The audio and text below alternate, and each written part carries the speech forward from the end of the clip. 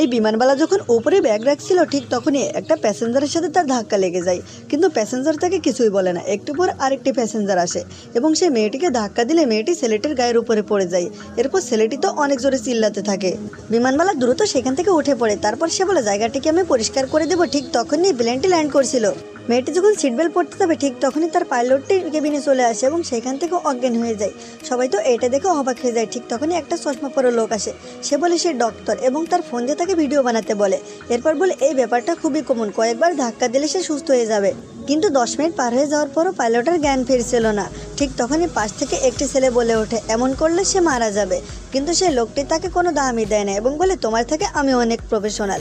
ছেলেটি তার সাথে ঝগড়া করতে চাইছিল না, এজন্য সোজা বাংলায় তাকে বুঝিয়ে যায় এবং বলে তার মুখটি উপরে ওঠাও। এরপর ছেলেটি বলতে থাকে এটা শুধুমাত্র টেম্পোরারি, এখনই তার সার্জারি করতে হবে, না হলে সে মারা যাবে।